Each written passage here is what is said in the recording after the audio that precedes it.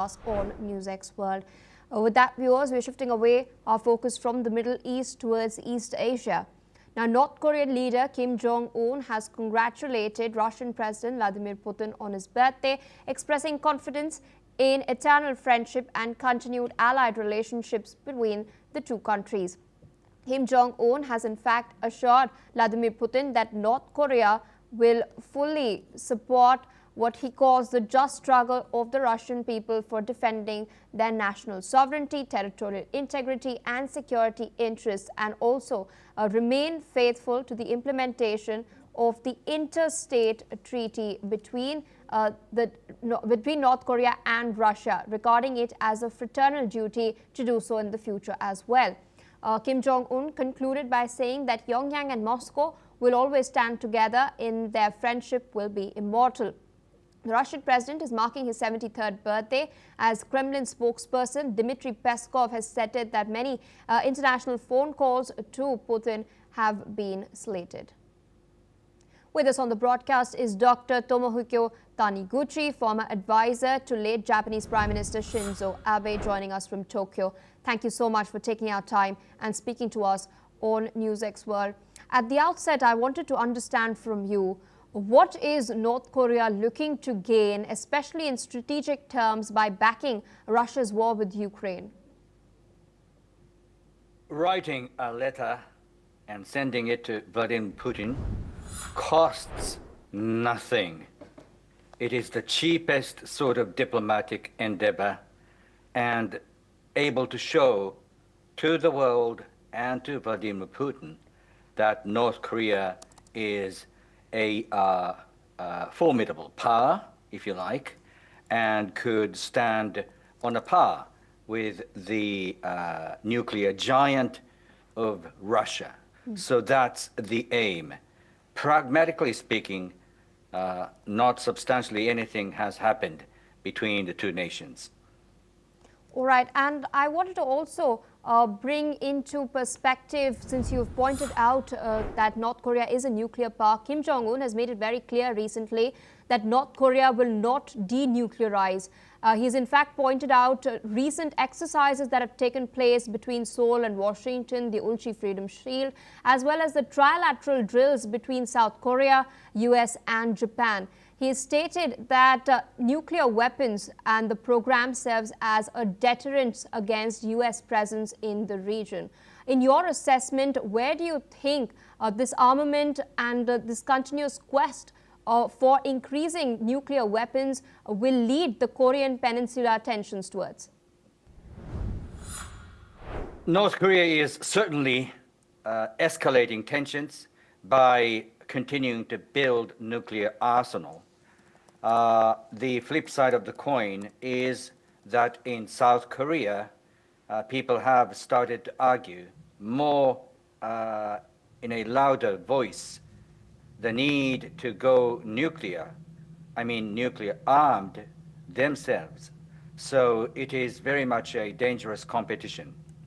What's important here is that you're looking at three nations in a row, Russia, North Korea, China, that use the same common language of power and might. Power and might are the lingua franca among themselves.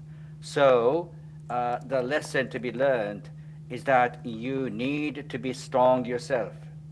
South Korea, Japan, the United States, the Philippines, and those nations must build their own national power, economic, military, diplomatic, all means, to counterbalance those three nations that know nothing but power. Indeed, and speaking of China, we've recently seen Kim Jong-un attend what they called the 80th anniversary of victory in World War II, that is China's parade. We've recently seen the Chinese Foreign Minister, Wang Yi, hold talks with his North Korean counterpart Cho Son-hui in Beijing.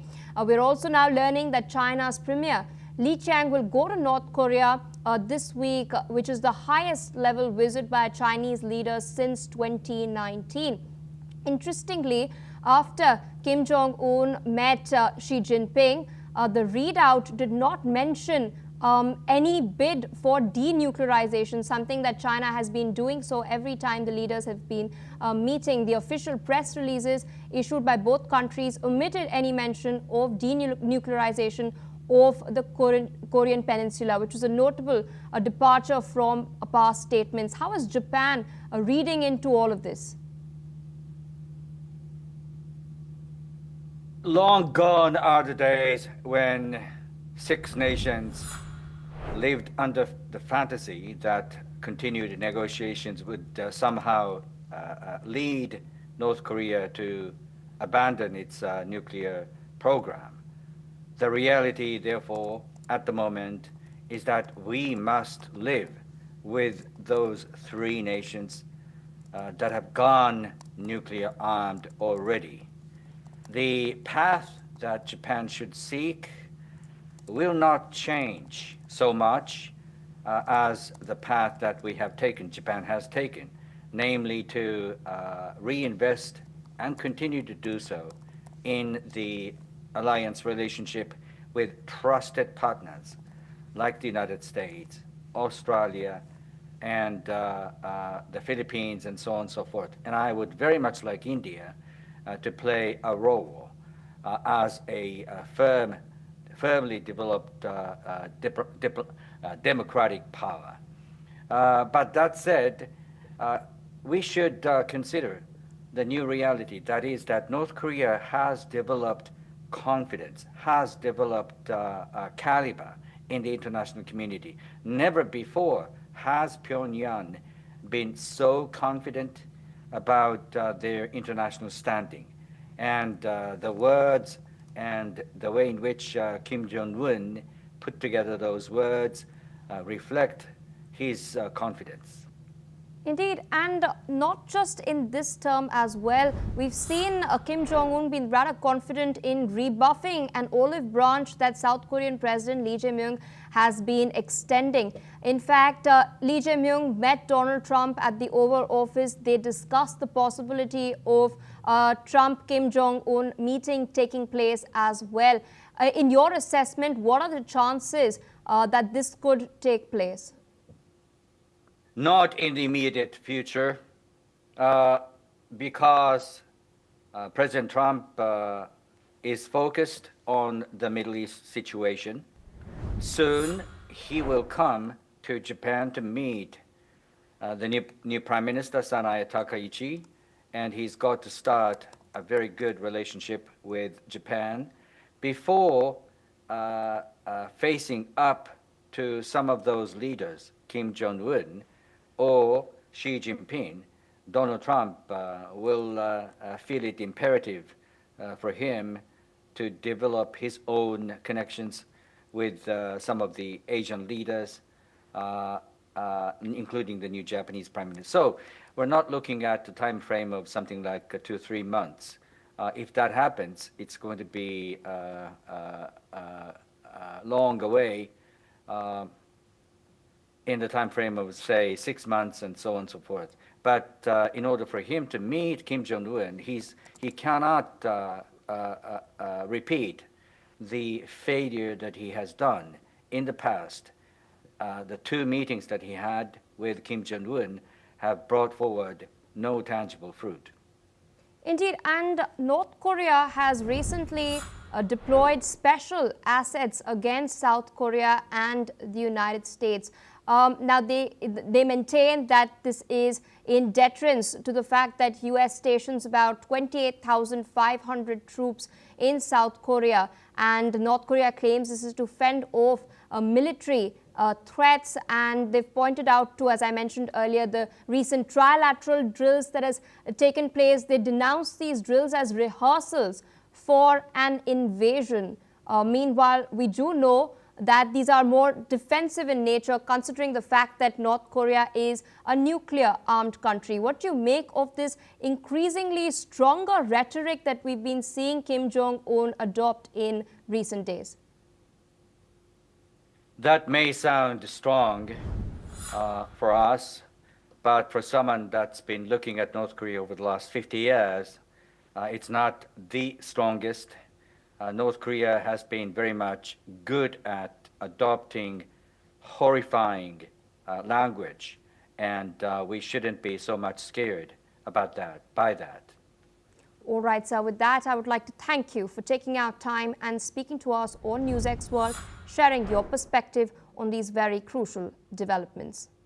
With that, viewers, we're shifting focus to some breaking news we're tracking on the broadcast. Indirect talks between Israel and Hamas in Egypt have been described as positive so far. Sources close to the Palestinian negotiating team has now reported this. The first round lasted about 4 hours, and discussions are meanwhile scheduled to resume around midday in the Egyptian resort town of Sharm El-Sheikh. This is, of course, the latest that we're tracking on the broadcast. Donald Trump has, in fact, highlighted that it is very likely that the first phase of his 20-point plan would be implemented very, very soon. However, there are some parts of the plan, some elements of the plan that it has been contested by Hamas. Hamas has, up until now, while it's agreed for the hostage prisoner exchange and the cessation of hostilities, it has not agreed to disarm so far. Additionally, Hamas has also agreed for the formation of a technocratic Palestinian board, but has remained mum so far on Trump's proposed board of peace. Remember, the plan had included the International Board of Peace that would oversee the activities of the technocratic Palestinian Authority in post-war Gaza. But this team is proposed to be led by Trump and Tony Blair. However, Hamas has remained mum on this so far. But up until now, breaking news coming in, sources are reporting that indirect talks between Israel and Hamas in Egypt up until now have been positive so far. Remember, the first round of discussions lasted for about 4 hours, and the second round is slated to commence very, very soon.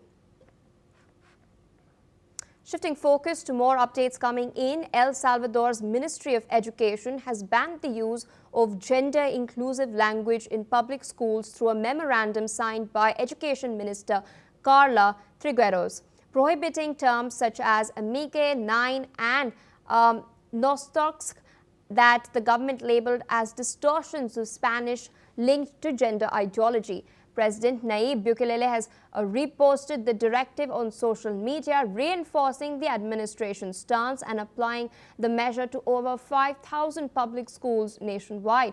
In fact, their Minister Carla Trigueros, a military captain and physician appointed in August, has promoted discipline and traditional norms in education, including uniform policies and courtesy rules. Here's what the people of El Salvador have had to say about this move.